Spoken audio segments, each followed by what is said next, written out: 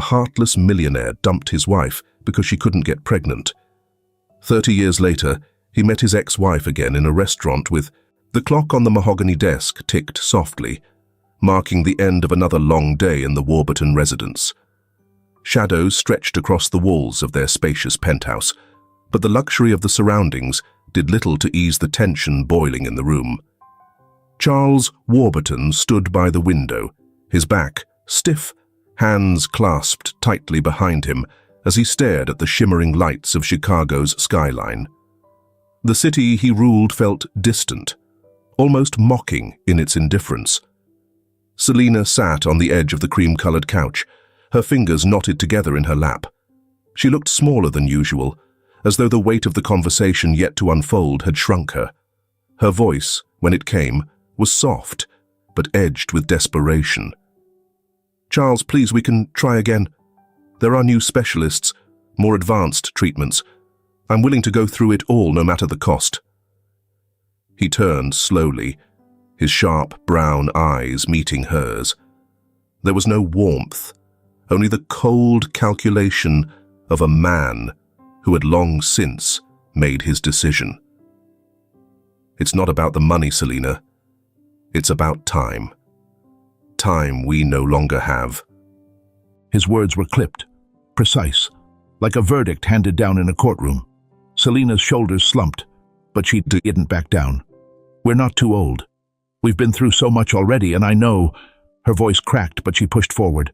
"I know it will happen if we just don't give up." Charles let out a short, humorless laugh, rubbing his temple as though her persistence gave him a headache. "Hope doesn't build legacies, Selina. I need a son, someone to inherit everything I've worked for. I've given you years, and what do I have to show for it? Meetings with doctors and empty promises." The words hit her like a physical blow, but she held his gaze. "What about us, Charles? What about everything we've built together? Doesn't that matter to you?" He flinched just slightly, but his expression remained hard. "Of course it matters, but love doesn't fill the void of an empty future." He looked away again, his silhouette framed by the floor-to-ceiling window. "This isn't working, Selina. We're not working." The silence that followed was deafening.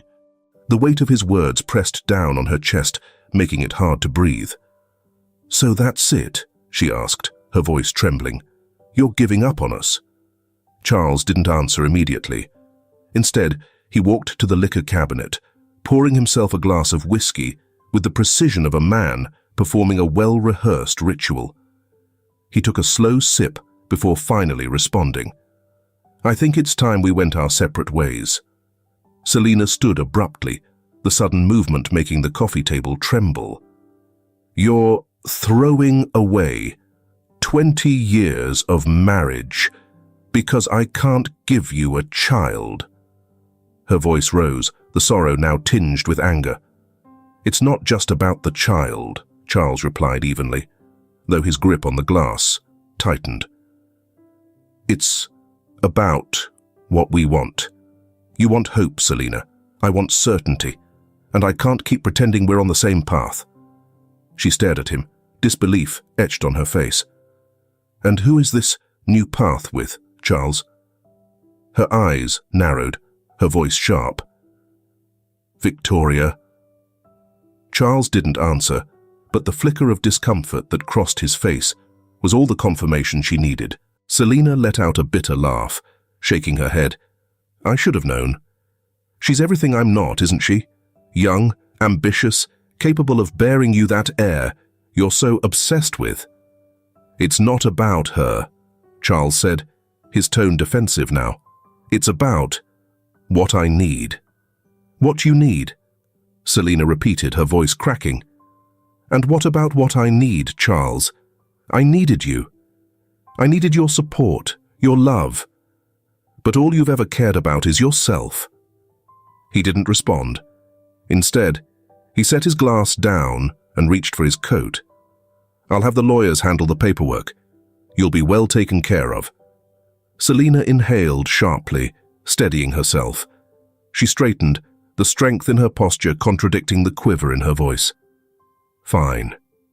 If this is what you want, then so be it. But don't think for a second that I'll crawl back to you. Not now. Not ever. Her words hung in the air, a final declaration that left no room for rebuttal. Charles parted his lips to speak, only to shut them again. What could he say? He had made his decision. Selina turned, her footsteps deliberate as she walked to the door. She paused, her hand resting on the handle. Without looking back, she said, "You may have your legacy, Charles, but someday you'll realize you traded something priceless for it." Then she vanished, the gentle click of the door resounding like the final blow to their marriage. Charles stood there motionless, the empty penthouse suddenly feeling cavernous.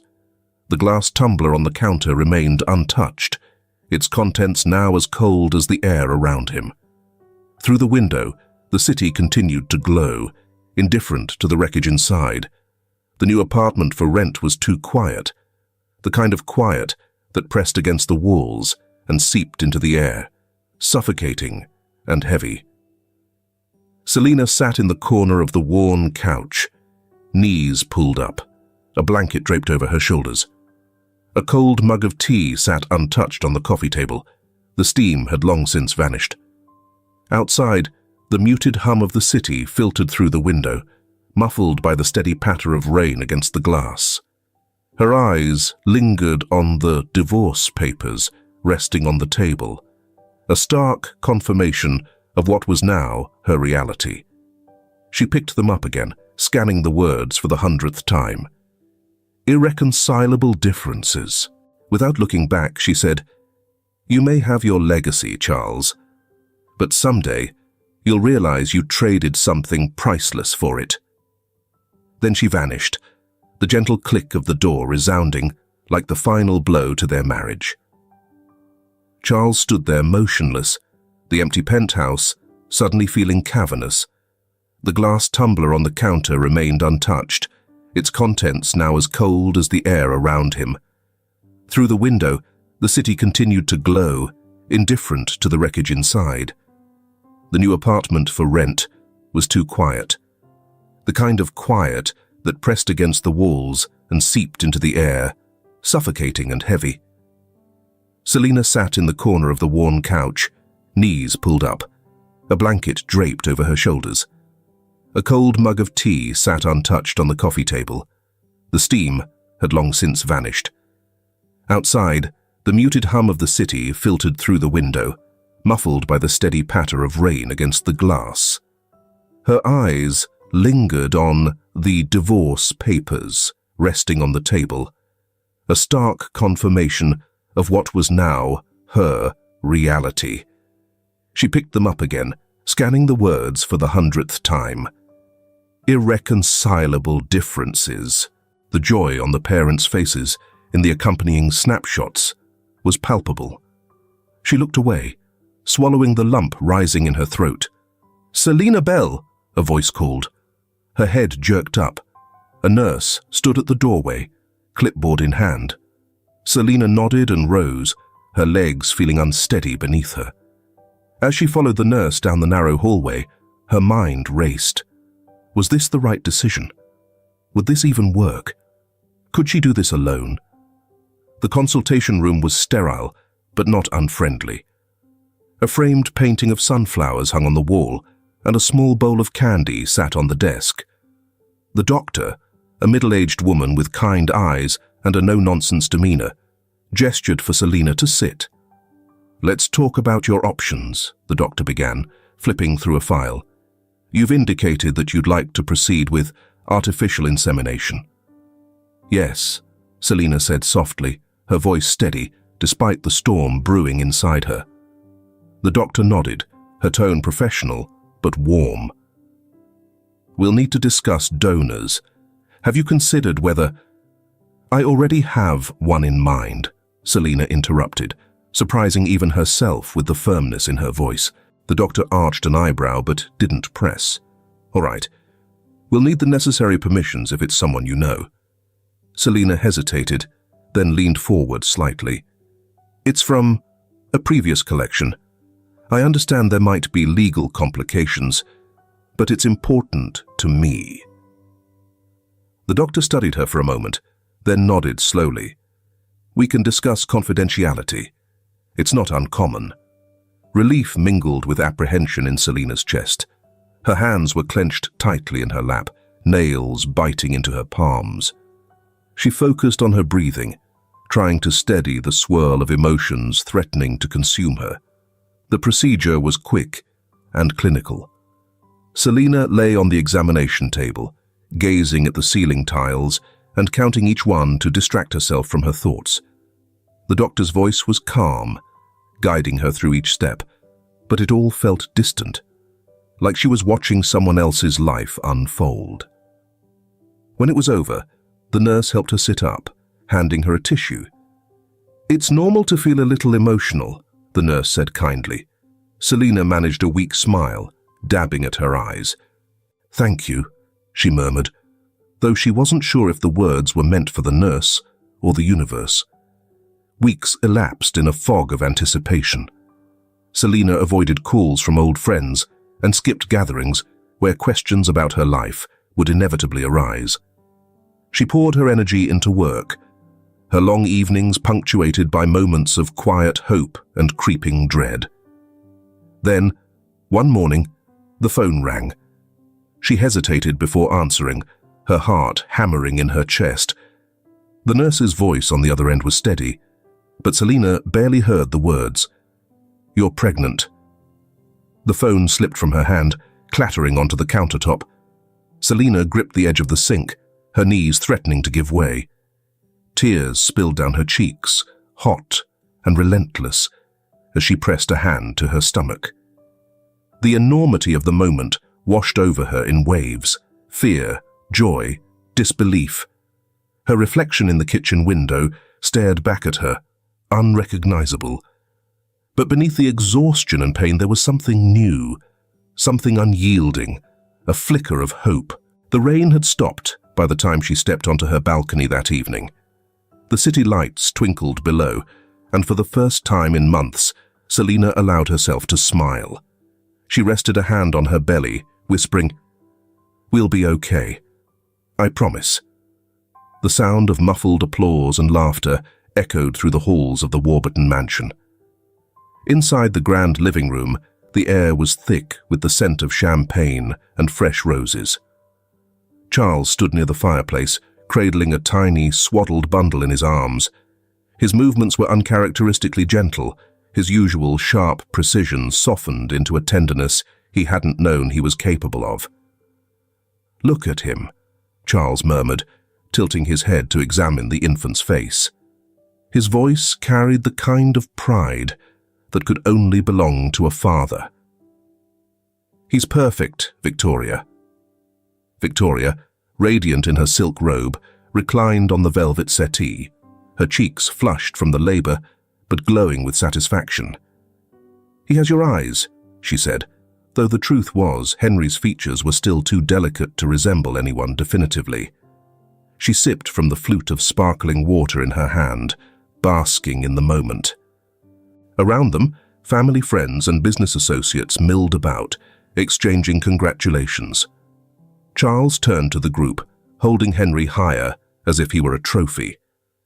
"The future of Warburton Enterprises," he announced, his voice ringing with triumph. The guests erupted into applause, their faces painted with polite admiration. To Charles, it sounded like validation, the sound of his legacy secure. Miles away, the world was quieter, though no less significant. Selina sat in the small, brightly lit delivery room, the walls painted a soothing green. The hospital wasn't grand, but it was clean and intimate, just what she needed. Her breath came in short gasps, and sweat glistened on her brow. The midwife whispered encouragement as Selina bore down one last time. Then, the room filled with the first cry of a newborn. Selina's head fell back against the pillow, her chest heaving with exhaustion. Tears slipped freely down her temples as the nurse placed the squirming baby on her chest. "She's beautiful," the nurse said softly. Selina looked down at her daughter, her lips trembling. Tiny fingers opened and closed, searching instinctively. The baby's cheeks were flushed pink, her eyes tightly shut as she let out small wails of protest at the world she'd just entered. "Janice," Selina whispered, her voice hoarse. "Welcome, Janice." She kissed the baby's forehead, her heart swelling with a mix of relief, joy, and a quiet resolve.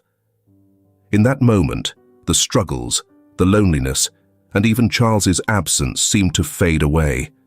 This child, this tiny person she had brought into the world, was enough. 2 weeks later, the juxtaposition of their lives was even more pronounced.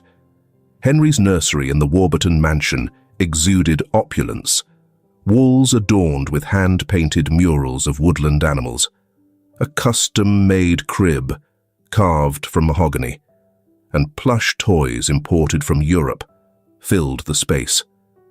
Charles leaned over the crib, one hand resting on the edge as he watched Henry sleep. "Everything I've built is for you," he whispered. His reflection in the window behind the crib caught his eye, a powerful man looking down at a helpless infant. "You'll grow up to be someone great, someone worthy of the Warburton name." Victoria appeared in the doorway, her arms crossed, a smile playing on her lips. And what if he wants something else? A life that doesn't revolve around power and legacy. Charles chuckled, brushing off her words with a wave. "That won't happen. He's my son. He'll understand." Victoria didn't respond, but a shadow passed over her expression before she stepped away. In contrast, Selina's apartment was modest, yet cozy. The tiny nursery was a converted corner of her bedroom with hand-me-down furniture she'd repainted herself. A mobile of paper stars and moons swayed above the crib, catching the soft light from a nearby lamp. Janice lay in Selina's arms, her tiny hand gripping her mother's finger.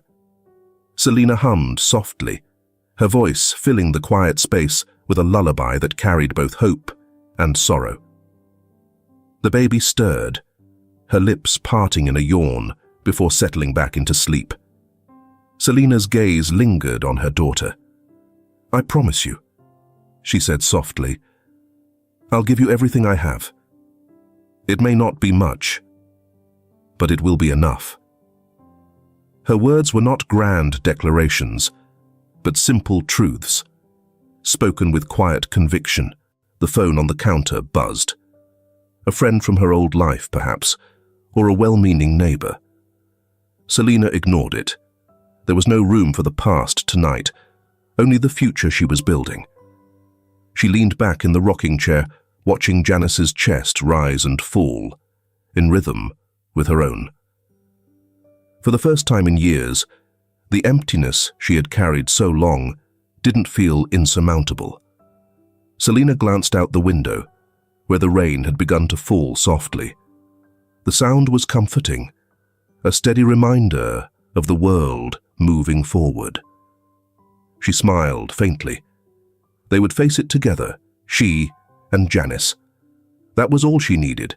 In 2 homes, worlds apart, 2 children began their lives, one cradled by luxury, the other by love.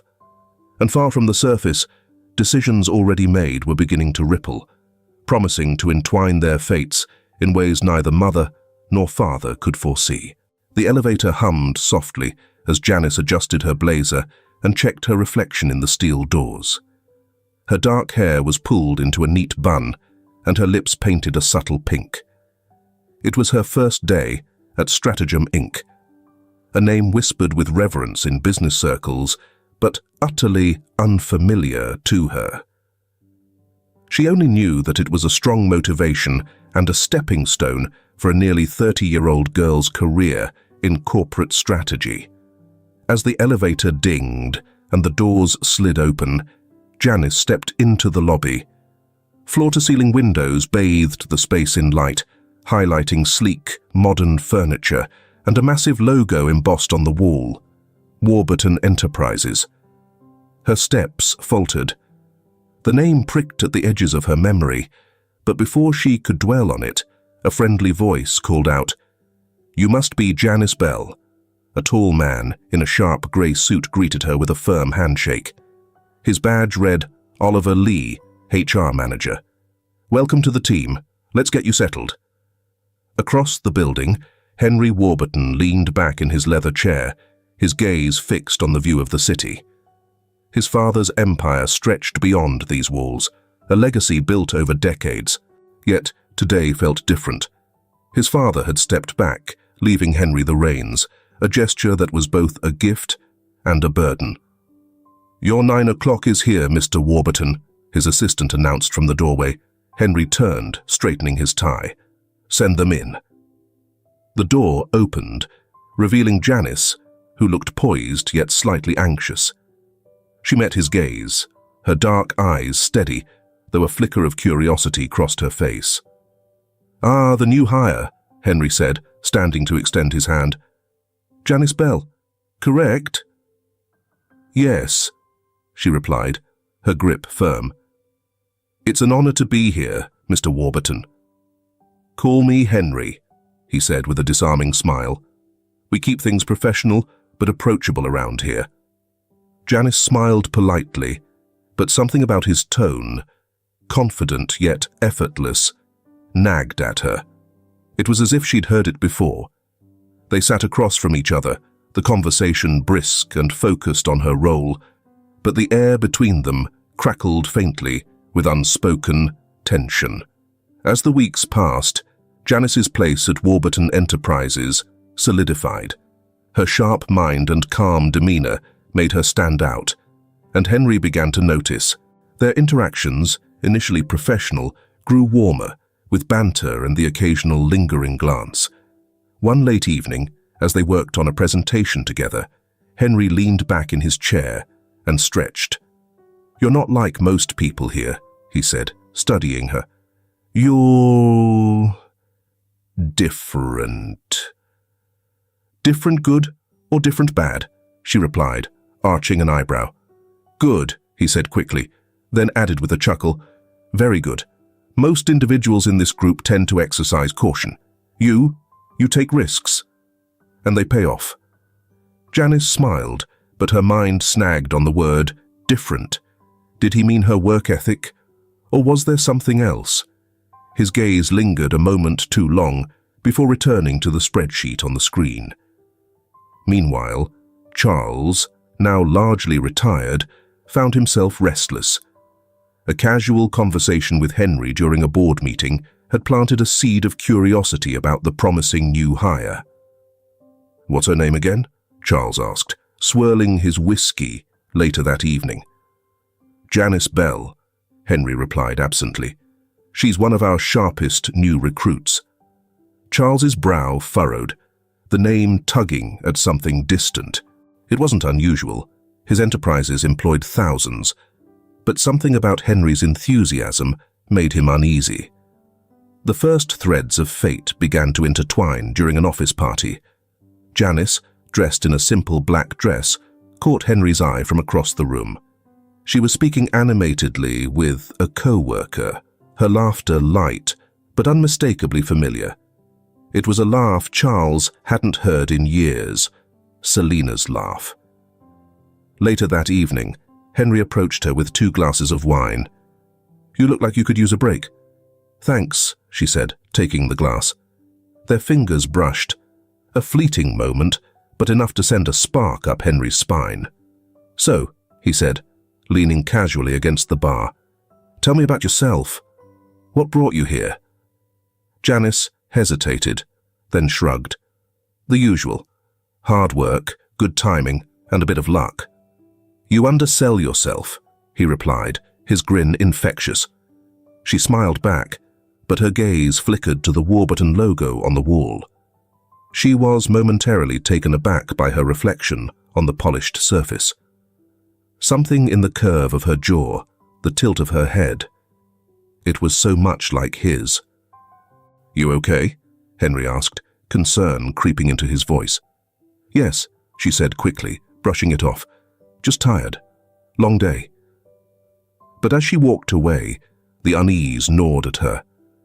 There was something about Henry, something about this place, that felt too familiar.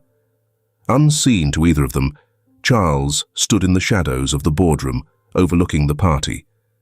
His glass froze mid-air as he observed Janice laughing with Henry. Her mannerisms, her posture, even the way she tilted her head, each detail pricked at the edges of his memory like a faint whisper of something once lost. He didn't know it yet, but the seeds of recognition had been sown. The threads of their lives, once severed, were slowly weaving back together. The dim glow of the office lamps cast long shadows over the conference room as the clock struck midnight. Papers were strewn across the table, and the faint hum of the air conditioning was the only sound in the empty halls. Janice leaned back in her chair, rubbing her temples as the numbers on the spreadsheet blurred before her eyes. "You look like you're trying to solve world hunger," Henry said, appearing in the doorway. He held 2 cups of coffee, one of which he placed in front of her before sliding into the seat beside her. "Feels like it," she replied, her lips quirking into a tired smile. "And if I don't finish this proposal by morning, it might as well be." Henry chuckled, leaning closer to glance at her screen. "Let me take a look. Sometimes a fresh pair of eyes helps." They worked side by side, their heads bent over the laptop, exchanging ideas in low voices.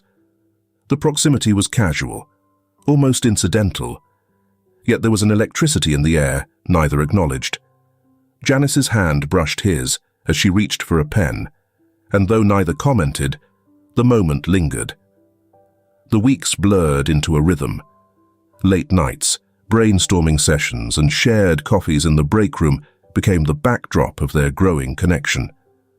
Their conversations transitioned from discussing work to sharing jokes, and eventually to sharing personal stories, tentatively offering fragments of themselves, akin to pieces in a puzzle. "You know," Henry said one evening as they walked out of the building together, the city lights reflecting off the wet pavement, "I never expected to enjoy this part of the job so much." "This part?" Janice asked, glancing up at him. "Collaborating," he said, his tone lighter than usual. "Most people in my position don't care for the details. They delegate, let others handle it. But working with you, it makes me feel like I'm building something real." Janice looked at him, her expression softening. "You're good at it, you know. You make people feel like their input matters." "Even you?"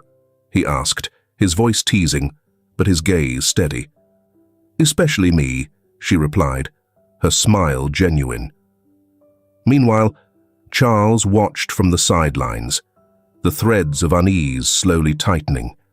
Henry's praise for Janice was frequent and effusive, his stories peppered with mentions of her wit and determination. Charles dismissed it at first, another promising employee, nothing more, but a gnawing sense of familiarity grew each time her name came up. One day, Charles visited the office under the pretense of checking in on Henry. As he walked the corridors, his sharp gaze landed on Janice, who was engrossed in conversation with a client. Her posture, straight-backed yet approachable, caught his attention. She turned slightly, and something in her profile struck him. "Selena," he murmured under his breath, the name slipping out unbidden. He shook his head, dismissing the thought. It was impossible. Yet, as he watched Janice laugh, her mannerisms so eerily reminiscent of his former wife, the unease gnawed deeper. Henry and Janice's bond continued to grow. One evening, as they worked late yet again, Henry noticed Janice rubbing her wrist absent-mindedly. "Does it hurt?" he asked, nodding toward her hand. "Just a little stiff," she admitted. "Too much typing." Without a word, he reached over and gently took her hand in his. His touch was warm, his fingers firm but careful as he massaged the tension from her wrist. Janice's breath hitched, but she said nothing, her eyes fixed on his face. "There," he said softly, his voice barely audible above a whisper. "Better?" She nodded, her cheeks flushing slightly. "Thank you." Their eyes met, and the silence between them charged. But just as the moment stretched, Janice pulled her hand back, clearing her throat. "We should finish this. It's getting late." "Right," Henry said, leaning back but unable to hide the small smile tugging at his lips. At the next company gathering, their connection became even harder to ignore. They moved through the crowd together, their conversation easy and full of laughter. More than one pair of eyes followed them, and murmurs began to ripple through the room. Charles, standing near the bar, watched them with narrowed eyes. His gaze shifted between Janice and Henry, his unease hardening into suspicion. The way Janice held herself, the way her laughter rang out, it was all too familiar. Too much like Selina. He approached Henry later that evening, his tone casual but laced with curiosity. "That Janice Bell," he began. "You seem to speak highly of her." Henry, unaware of his father's inner turmoil, smiled. "She's exceptional, Dad. One of the brightest people I've ever worked with." Charles nodded, his expression unreadable. "And her background? Where's she from?" "Somewhere outside the city," Henry replied, shrugging. "I haven't asked for the details." Charles's lips thinned. The feeling gnawed at him, insistent but maddeningly elusive. He resolved to learn more, though he couldn't quite articulate why. As the evening wore on, Henry and Janice drifted to a quiet corner of the room. They didn't speak much, but the easy rhythm of their silence spoke volumes. Neither noticed Charles watching from a distance, his gaze fixed on Janice, as if she held the answer to a question he hadn't yet dared to ask. The city lights twinkled through the tall office windows as Henry leaned against Janice's desk, a grin tugging at his lips. The late hour had left the office nearly empty, save for the two of them, immersed in their usual brainstorming session. Tonight, however, there was something different in the air, an unspoken understanding, finally ready to be voiced. "I think we make a pretty good team," Henry said, his tone casual, but his eyes searching hers. Janice looked up from her notes, her lips curving into a soft smile. "We do," she agreed, her voice carrying a warmth that lingered between them. Henry hesitated, then took a step closer, his expression earnest. "Janice, I've been trying to find the right time to say this, but I don't think there ever is one. So, I'll just say it. I want this, us, to be something more." Janice's cheeks flushed, and for a moment she was silent, her fingers nervously tracing the edge of her notebook. Then she met his gaze, her voice steady despite the flutter in her chest. "I want that too, Henry." The simplicity of her words made them all the more powerful. Henry's grin widened, and without another word, he reached for her hand, intertwining their fingers in a gesture that felt both new and familiar. At home, Selina noticed the brightness in her daughter's demeanor, the way her eyes sparkled, the faint hum of a tune on her lips. One evening, as they shared tea in the small living room, Selina finally spoke up. "You've been smiling more lately," she said, her tone light but curious. "Something or someone making you happy?" Janice paused, her cup halfway to her lips. A blush crept up her cheeks, and she set the cup down. "It's Henry. We've decided to give this a chance." Selina's smile was warm, but a flicker of concern crossed her face. "You deserve to be happy, my love," she said gently. "Just don't lose yourself. Keep being the strong, brilliant woman I've always known." Janice reached for her mother's hand, squeezing it lightly. "I won't, Mom. I promise." And for the first time in a long while, Selina allowed herself to hope. Janice paced the length of Henry's spacious apartment, her steps quick and nervous. In her hands was a notepad, scribbled with notes and ideas for the upcoming dinner. The invitation had gone out to both families, and though she had helped coordinate everything, menus, seating, even The ambiance. Doubt grumbled at her. "This is going to be a disaster," she muttered, tucking a stray strand of hair behind her ear. Henry, leaning casually against the kitchen counter, sipped his coffee. "It won't be," he reassured her, his tone calm and confident. "They'll love you, just like I do." Janice stopped, her heart skipping at his words, though they didn't ease her anxiety. "It's not me I'm worried about," she said, looking up at him.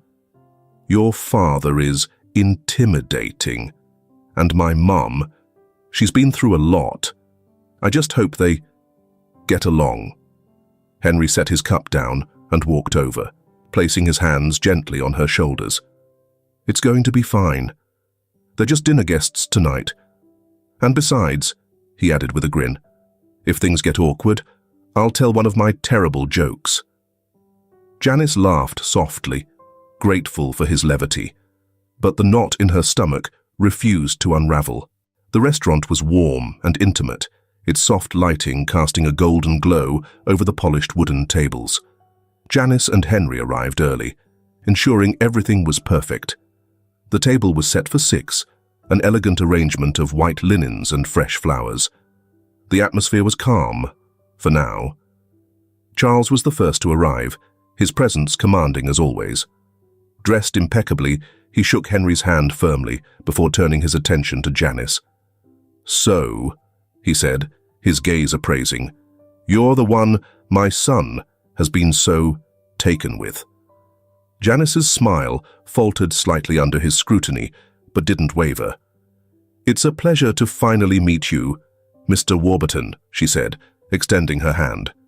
Charles's handshake was brief, his expression unreadable. He took his seat, his sharp eyes lingering on Janice for a beat longer than necessary before shifting his attention to the menu. Victoria arrived soon after, her demeanor cheerful but overly so, as if masking discomfort. She greeted Henry with a kiss on the cheek and offered Janice a warm, if slightly forced, smile. "I've heard so much about you," she said, her voice lilting. Selina and Janice's entrance was quieter. Selina's hands trembled slightly as she walked into the room, but she steadied herself with a deep breath. Her eyes landed on Janice, who shot her a reassuring look. Charles's reaction to seeing Selina was immediate, but restrained. His eyes widened briefly, the breath catching in his throat, before he masked his shock with a neutral expression. Selina froze mid-step, her face paling, as recognition hit her like a wave. The moment stretched unbearably long, and the silence charged.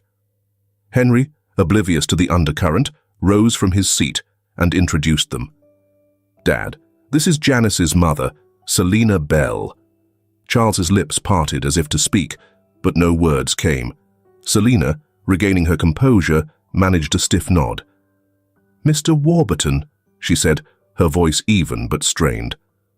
"Please," Charles finally said, gesturing to the table. "Sit." The dinner began uneventfully, with polite small talk and hesitant exchanges. Janice and Henry tried to keep the conversation flowing, discussing work and shared interests. But the tension between Charles and Selina grew palpable. Every now and then, Charles's gaze would flicker to Janice, his expression thoughtful, almost calculating. Selina, in contrast, avoided looking at Charles altogether, her focus solely on Janice. It wasn't until the main course was served that the tenuous peace shattered. "So, Janice," Charles began, setting his glass down, "tell me about your family, your upbringing." Janice hesitated, glancing at Selina. "It's just been me and my mum," she said simply. "She's been everything to me." Charles's gaze darkened. "And your father?" The question hung in the air, heavy and deliberate. Selina stiffened, her grip on her fork tightening. Janice shifted, uncomfortable. "I never knew him," she admitted. "It's always been just us." Charles's eyes narrowed, his suspicion hardening into something sharper. He turned to Selina, his voice low. "Selina, may I ask why that is?" The table fell silent. Victoria's smile faltered, her eyes darting nervously between the two. Henry, sensing the change in tone, frowned. "Dad, maybe—" "No, Henry," Charles interrupted, his gaze fixed on Selina. "I'd like to know." Selina's face flushed, her composure finally cracking. She placed her fork down deliberately and looked up, meeting Charles's stare with quiet defiance. "Because," she said slowly, "her father chose to walk away. He chose a life without us." Charles's jaw tightened. He leaned back, his hands gripping the arms of his chair. "Selina," he said, his voice cold but trembling slightly. "Are you saying—" "Yes, Charles," she said, her voice rising. "Janice is your daughter." The room erupted in chaos. Henry's wineglass slipped from his hand, shattering on the floor. Janice's face drained of color, her wide eyes fixed on her mother. "Mum." "What?" she whispered, her voice breaking. Charles's breath came in shallow gasps, his shock palpable. "You never told me," he managed, his voice barely audible. Selina's eyes glistened with tears. "You never gave me the chance. You made your choice." Henry turned to Janice, his expression stricken. "Janice? You're my sister?" "No," Janice whispered, shaking her head as if to dispel the words. "This can't be happening." Victoria, who had remained silent until now, rose abruptly. "I need some air," she muttered, avoiding everyone's gaze as she hurried from the room. Janice pushed her chair back, her breaths coming fast and shallow. "I can't—" She stood, stumbling slightly, and rushed toward the exit. Henry followed, his voice pleading. "Janice, wait!" Left at the table, Charles and Selina stared at each other across the wreckage of the dinner. Years of unspoken pain and unresolved conflict filled the silence between them. Finally, Charles spoke, his voice low and bitter. "You should have told me." Selina's hands trembled, but her gaze remained steady. "And you should have stayed." The weight of their shared history pressed down on them, and for the first time in decades, neither had the strength to argue. And we hope this story doesn't make you feel too gloomy. If you're looking forward to a happy ending for the characters in the story, leave a comment, peach, below. Charles sat alone at the corner table, his hands resting on the white linen cloth, now crumpled beneath his clenched fists. The restaurant had emptied, the once lively hum of conversation replaced by the quiet clinking of glasses being cleared away. His untouched glass of whiskey reflected the golden light from the chandelier above, a bitter echo of the life he'd once controlled so effortlessly. He stared at the amber liquid, his mind tangled with regrets. His legacy, his perfect, meticulously crafted empire, was crumbling, not from external forces, but from the very threads of his own choices. The revelation of Janice's true identity had torn through him like a hurricane, leaving guilt and helplessness in its wake. "This is my doing," he muttered under his breath, his voice hoarse. He stared back at his reflection in the glass, a man who had spent his life evading responsibility only to face it when it was most crucial. My sins passed on to them. His grip on the glass tightened, but he didn't drink. Instead, he lowered his head, the weight of his past finally breaking through the armor he had worn for decades. In the back seat of a taxi, winding through the dark streets of Chicago, Selina sat frozen, her hands trembling in her lap. The passing streetlights illuminated her face in fleeting moments, revealing the hollowed look in her eyes. She clutched her purse tightly, as though it could anchor her to the present. Beside her, Janice sobbed silently, her tears streaking her face. Her hands shook as she tried to stifle her cries, but the effort was futile. How How could this happen? She choked out, her voice breaking. Selina turned to her, her lips parting as though to speak, but no words came. She reached out instead, pulling Janice close and cradling her head against her shoulder. Janice clung to her, her sobs muffled against Selina's blouse. Selina's gaze drifted to the city beyond the window, her thoughts a swirl of anger, regret, and heartbreak. For once, she had no answers. Across town, Henry sat at the dimly lit bar, his tie loosened and his sleeves rolled up. The bartender slid another glass of bourbon in front of him, and he downed it in one long gulp, wincing at the burn. His mind replayed the scene over and over. Janice's tears, the shattering of his wineglass, the truth that had ripped through his world. "How could I have been so blind?" he murmured, slamming the glass down. The bartender gave him a concerned look, but Henry waved him off, gesturing for another. His thoughts spiraled deeper into despair with each drink, the pain numbing but never disappearing. At the Warburton mansion, Victoria sat in the darkened living room, her hands folded neatly in her lap. The only light came from the faint glow of the fireplace, its embers casting flickering shadows across her face. The silence of the house was suffocating. The weight of her secrets pressed heavily on her chest, each breath a struggle against the guilt that threatened to consume her. She had known this day would come, but she had never imagined it would unravel so violently. Victoria leaned forward, her elbows resting on her knees, her hands covering her face. For the first time in years, she allowed herself to cry, her tears falling silently into the dark.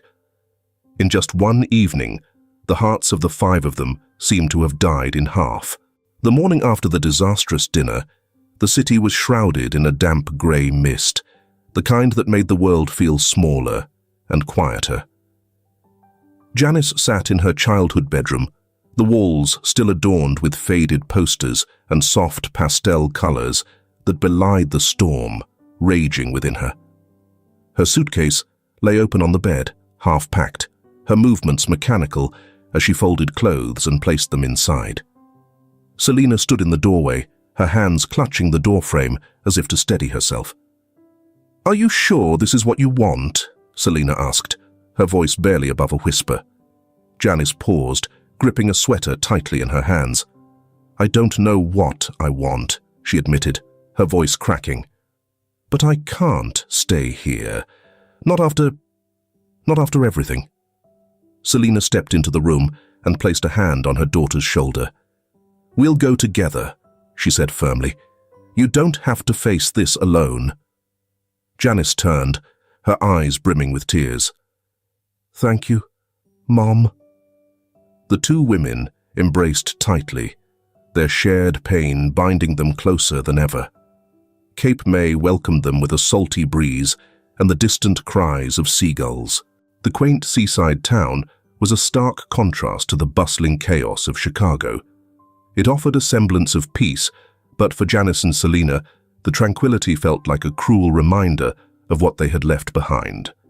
Their small rental cottage was charming but modest, its walls decorated with nautical knickknacks and faded photographs of the ocean. Janice spent most of her days sitting by the bay window, staring out at the waves. She had tried to focus on work, but her mind wandered endlessly to Henry, his voice, his touch, the way he had looked at her that night before everything crumbled.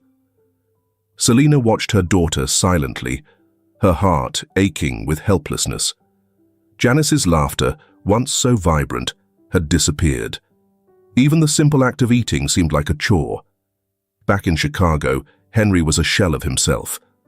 The curtains in his apartment remained drawn, and half-empty glasses of water cluttered the countertops. He hadn't been to work in days, ignoring calls and emails. Victoria, who had taken to visiting him daily, found him sitting on the couch, staring blankly at the television, which was playing a show he wasn't watching. "Henry, you need to eat something," she said, setting a plate of food on the coffee table. "I'm not hungry," he mumbled, not bothering to look at her. Victoria sighed, sitting beside him. You can't keep doing this to yourself. Henry finally turned to her, his eyes hollow. How could I not?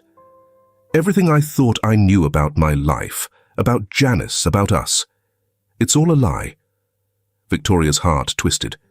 She reached for his hand, but he pulled away. She's still the same person you fell for, she said gently. Henry shook his head. She's my sister, Mum. How am I supposed to reconcile that? Victoria's chest tightened at his words, the weight of her own guilt pressing down like a stone. She looked away, her hands trembling slightly. Henry, there's something I need to tell you. He glanced at her, his brow furrowing. What is it? Victoria hesitated, her mind racing. She wanted to tell him the truth to ease his suffering, but fear held her back. Nothing, she said finally, her voice wavering. Just that. You should talk to her. You both deserve answers. Henry's gaze lingered on her, suspicion flickering in his eyes, but he said nothing. Meanwhile, the days in Cape May began to stretch, blending into one another. Janice spent hours walking along the shore, the sand cool beneath her feet. Selina often joined her, their conversations sparse but comforting. One evening, as the sun dipped below the horizon, painting the sky in hues of orange and pink, Janice finally broke the silence. Do you think I'll ever feel normal again? She asked, her voice barely audible over the crashing waves. Selina stopped walking, turning to her daughter. Normal is overrated, she said softly. What matters is that you heal, that you find peace, even if it looks different from what you imagined. Janice looked at her mother, tears streaming down her face. I just want to stop feeling like this. Selina pulled her into a tight embrace. You will, she whispered. I promise. In Chicago, Victoria sat in her bedroom, the DNA test results spread out before her. The bold letters confirming seemed to mock her. She'd concealed the truth for an extended period, apprehensive about the consequences, yet it was now corroding her, posing a threat to her entire existence. She picked up her phone, her fingers hovering over Henry's number. Her heart raced as she imagined his reaction. Would he forgive her? Or would this revelation only deepen his despair? Taking a deep breath, she set the phone down and buried her face in her hands. Tomorrow, she whispered to herself. I'll tell him tomorrow. That night in Cape May, as the stars blanketed the sky, Janice lay awake, her thoughts drifting to Henry. She could still see the anguish in his eyes and hear the crack in his voice as he called after her. Despite everything, she missed him, but the thought of facing him and trying to untangle the mess of their lives felt impossible. In his apartment, Henry sat by the window, staring out at the city lights.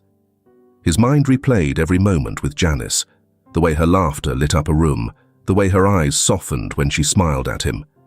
He clenched his fists, his jaw tightening. He couldn't let it end like this. As the night stretched on, both Janice and Henry found themselves whispering the same question into the darkness. What now? The answer remained elusive in their fragmented lives, yet the threads binding them remained far from severed. The truth, painful and liberating, was waiting to be revealed. The morning was dull, the kind of grey that seemed to sap colour from the world. In the Warburton mansion, the air was heavy with an unspoken tension. Victoria sat in the living room, the DNA test results clutched in her hands. Her grip was tight, as though the paper might slip away and take her secret with it. The truth had festered inside her for years, but now, with Henry's anguish laid bare, she could no longer avoid it. Taking a shaky breath, she called out, "Henry, can you come here?" Footsteps approached, heavy and slow. Henry appeared in the doorway, his expression weary. Dark circles under his eyes betrayed nights of sleepless torment. "What is it, Mom?" he asked, his voice hollow. Victoria hesitated, her fingers trembling.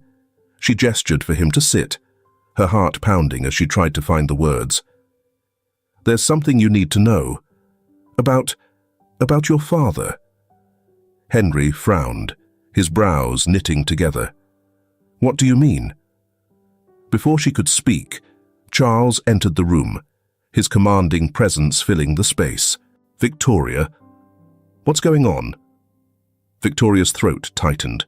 She hadn't planned for both of them to be here, but perhaps it was better this way. "You both need to hear this," she said, her voice quivering. Charles's eyes narrowed, his impatience clear. "If this is about last night, I've had enough." "No," Victoria said firmly. "It's about Henry. And you." She unfolded the paper, her hands trembling as she placed it on the coffee table. "Charles, Henry isn't your biological son." The words hovered in the air, cutting and sharp. Henry stared at her, his mouth opening slightly as if to speak, but no sound came. Charles's face hardened, his jaw tightening as he reached for the paper. He read the results, his eyes scanning the lines that confirmed Victoria's statement. "You've been lying to me," Charles said, his voice low and dangerous. "All these years." "I never meant for it to happen," Victoria said, tears spilling down her cheeks. "It was a mistake. One night before we were married. I thought I could bury it. But when I found out I was pregnant," her voice cracked, "I was afraid." Charles stood abruptly, his fists clenched. "Afraid? You've built my life on a lie, Victoria. You've stolen my legacy." Victoria looked at him, her face pale but resolute. "You think I haven't suffered, watching you mold him into your image, knowing the truth. I was trying to protect him, Charles." Henry eventually raised his voice, albeit barely audible. "Who is he?" he asked, his hands shaking as he picked up the paper. "My real father." Victoria hesitated, the words catching in her throat. "Just someone from my past. Someone who didn't matter." Henry's head snapped up, his eyes blazing. "Didn't matter? He's my father." Charles turned away, his shoulders rigid, his hand gripping the back of a chair as if to steady himself. The weight of betrayal pressed down on him, not just for himself, but for Henry. "So, what does this mean?" he asked, his voice bitter. "You've taken everything I worked for and thrown it away." Victoria shook her head. "It doesn't change who Henry is. He's still the man you raised, the man who deserves everything you've built." But Charles didn't respond. He walked to the mantel, staring at a portrait of their family. His gaze lingered on Henry's younger face, the pride he had once felt now replaced by a hollow ache. Henry sat in his room, the DNA results clutched tightly in his hands. His mind raced, emotions crashing over him in waves. Anger, relief, confusion. The weight of the truth bore down on him, but beneath it was a flicker of something he hadn't felt since that night at the restaurant. Hope. If Charles wasn't his father, then Janice wasn't his sister. The thought both comforted and tormented him. It opened a door, but it was a door he wasn't sure he had the strength to walk through. Victoria retreated to her bedroom, the walls closing in around her. She collapsed onto the bed, her tears soaking the pillow.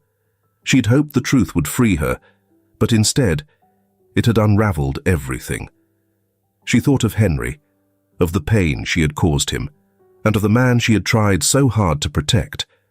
Her sobs filled the room, raw and unrelenting. Charles sat alone in his study, the remnants of a drink beside him. He stared at a portrait hanging on the wall, a family photo taken when Henry was just a child. In it, Charles stood tall, his arm draped over Victoria, who held Henry with a bright smile. It had once been a symbol of his success, his legacy, Now, it was a cruel reminder of the fragility of everything he had built. The weight of the recent revelations pressed down on him, suffocating in its intensity. Janice wasn't just some young woman Henry had fallen for. She was his daughter. And now Henry wasn't even his son. His grip on the world he had controlled so meticulously was slipping, leaving him adrift.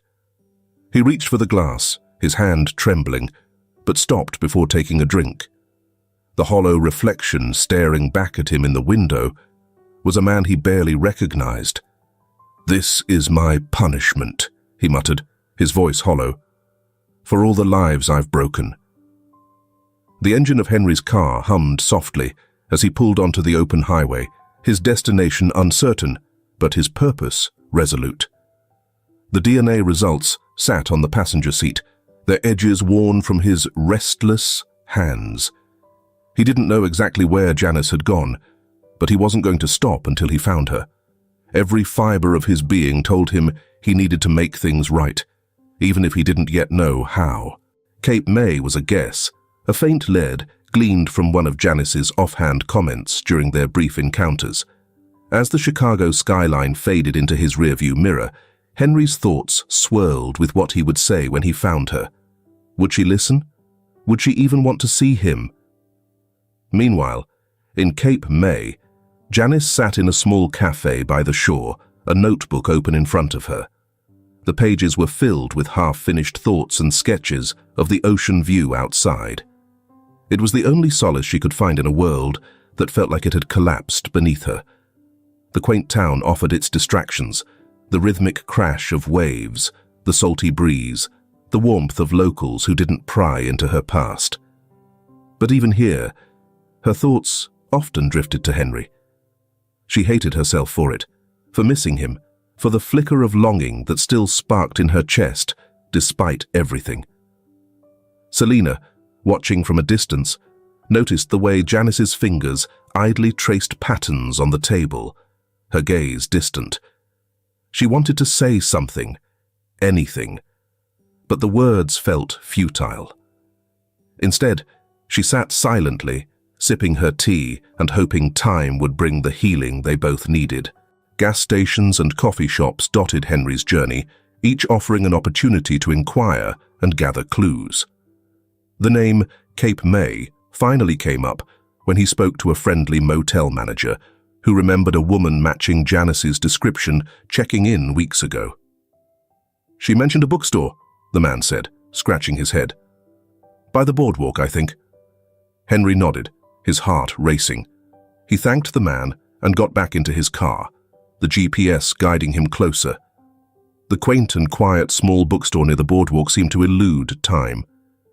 Janice stood by a shelf, her fingers grazing the spines of old novels. She picked one up, flipping through its yellowed pages, the scent of aged paper comforting in a way she couldn't explain. Henry stepped inside, the bell above the door jingling softly. He froze when he saw her, his breath catching in his throat. She looked different, her hair slightly shorter, her posture more reserved. But she was still Janice. The sight of her filled him with a mix of relief and apprehension. For a moment he hesitated. His palms were clammy, his heart pounding. What could he possibly say to bridge the chasm between them? Taking a deep breath, he stepped forward.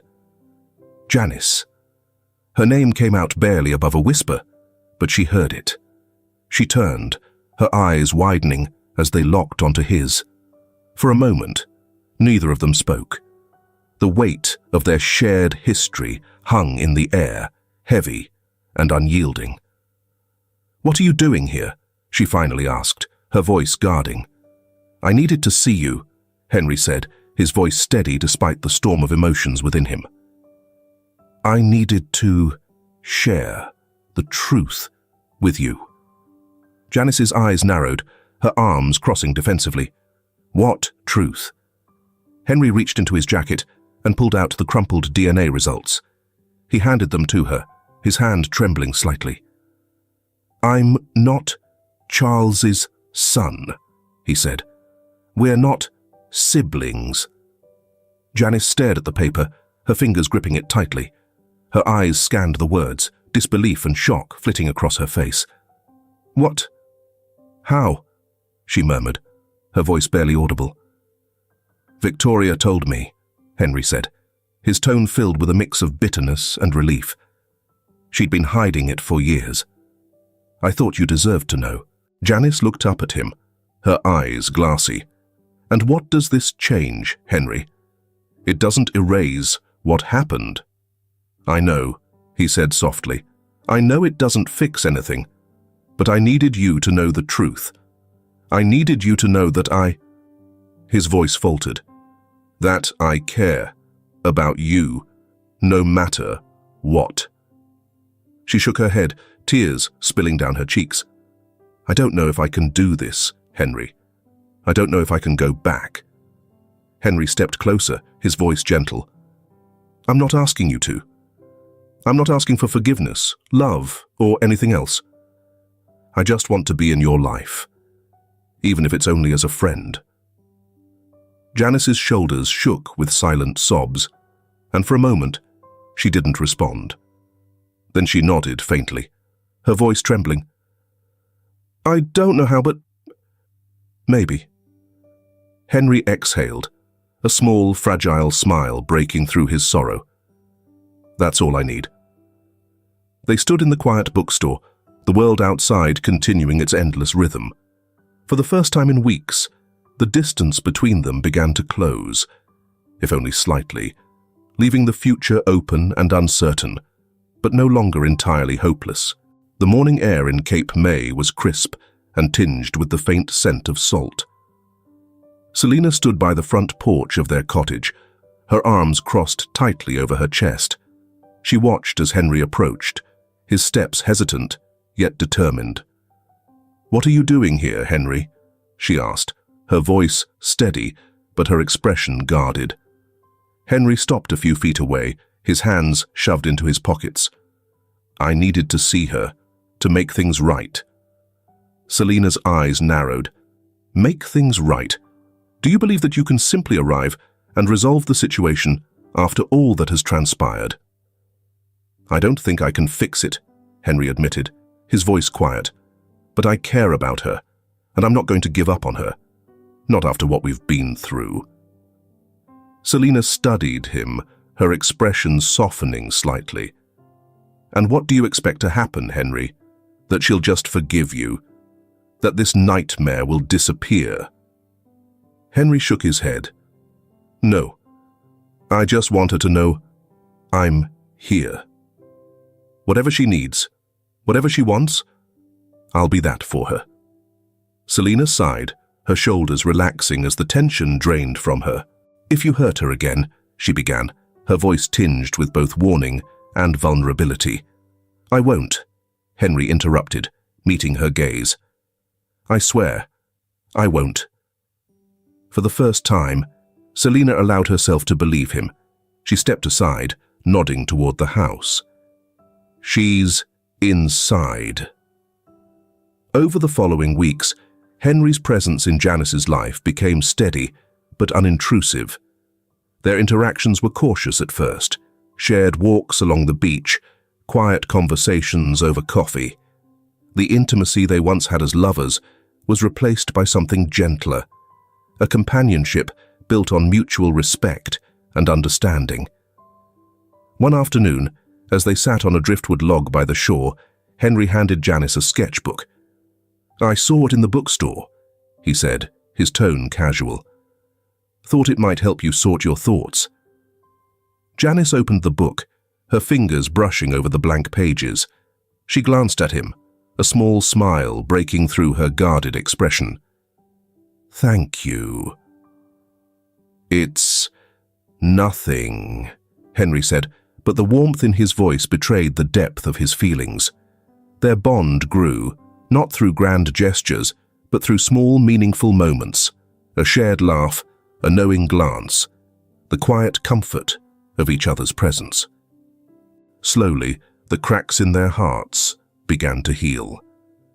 Back in Chicago, Charles sat in his study, staring at the portrait of his family, The revelation of Henry's true parentage had left him reeling, but it had also forced him to confront the choices that had shaped his life. He reached for his phone, hesitating before dialing a number he hadn't called in years. "Hello?" Selina's voice was cautious on the other end. "Selina, it's Charles," he said, his voice heavy with emotion. I need to see you." There was a long pause before she responded. "What for?" "To apologize," he said simply. "For everything." A week later, they met in a quiet park in Cape May. Charles looked older than Selina remembered, the weight of his regrets etched into the lines on his face. He approached her slowly, his hands clasped together. "Thank you for meeting me," he said, his voice low. Selina nodded, her posture rigid. "What do you want, Charles?" "I wanted to say I'm sorry," he said, his gaze earnest, "for leaving you, for everything I put you through. You didn't deserve any of it." Selina's lips tightened, her emotions swirling beneath the surface. "You're right, I didn't." Charles sighed, his shoulders sagging. "I know I can't undo the past, but I wanted you to know. I regret it. Every day." Selina looked at him for a long moment, her expression unreadable. "Regret doesn't erase what happened," she said softly. "But maybe it's enough to move on." Charles nodded, a faint smile tugging at the corners of his mouth. "That's all I can hope for." As they parted ways, Selina felt a strange sense of peace. The wounds Charles had inflicted on her heart hadn't healed completely, but she no longer carried the weight of resentment. It was enough. Janice and Henry's walks along the beach grew longer, their silences more comfortable. One evening, as the sun dipped below the horizon, Janice glanced at Henry, her expression thoughtful. "Do you think we can ever go back to what we were?" she asked, her voice tentative. Henry shook his head. "I don't think we should," he said honestly.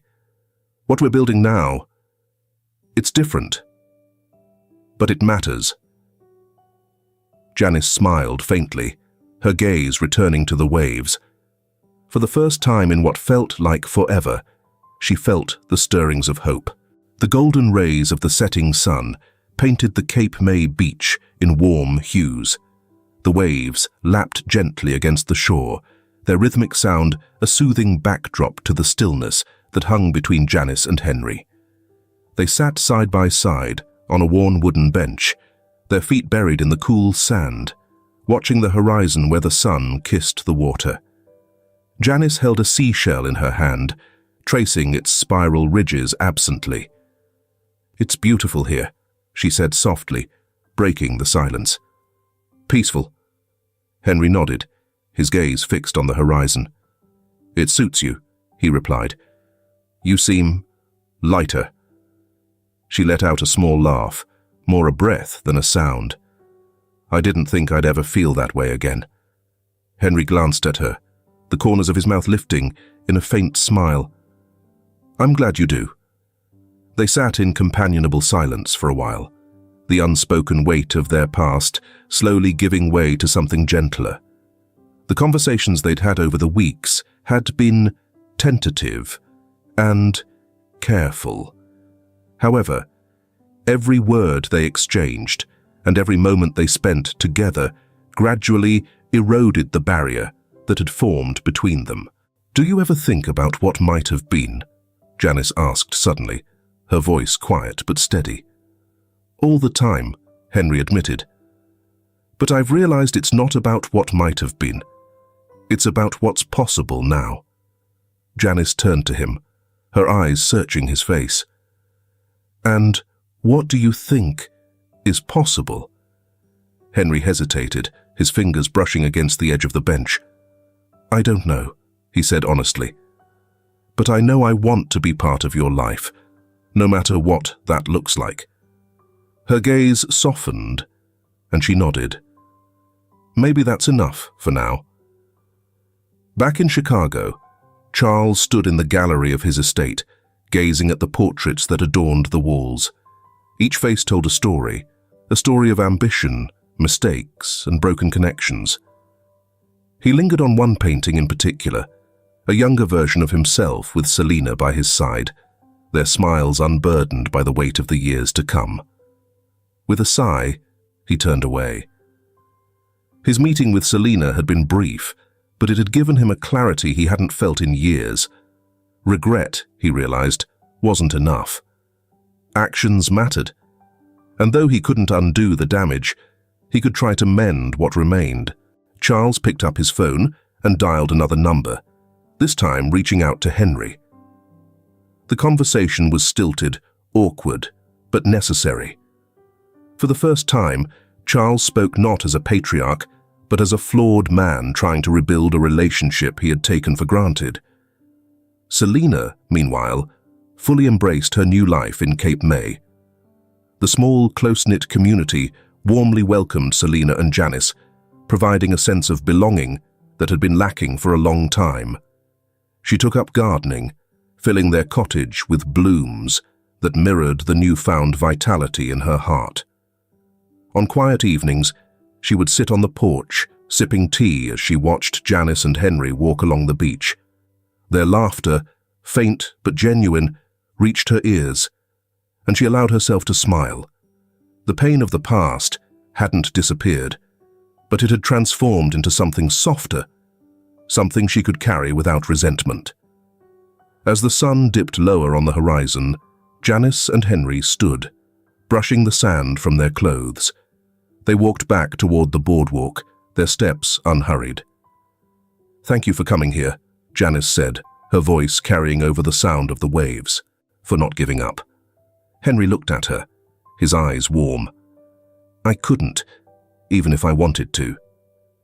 They stopped at the edge of the boardwalk, where the light from the street lamps began to flicker on. Janice turned to him, her expression thoughtful. "Do you think things will ever feel normal again?" "Normal's overrated," Henry said with a small laugh. "But I think we'll figure out our own version of it." Janice smiled, a quiet, hopeful smile that reached her eyes. "Maybe." As they stood there, the sound of the waves and the distant murmur of the town enveloping them, their gazes met. The weight of their past seemed to lift in that shared moment, leaving only the possibilities of what awaited them. The future remained uncertain, but it was theirs to shape, and for the first time in a long while, both of them felt ready to face it. If this film touches your heart, leave your mark with a like, and don't forget to subscribe to our channel to explore more meaningful stories with us. Share your feelings with us and tell us your own stories. Every word you share is a building block that helps create our strong and enduring community. Together, we'll create a warm space where everyone can share and connect. Finally, don't miss the incredible stories coming your way soon. We're always here to bring you the best selections, full of deep values, yet entertaining. See you there.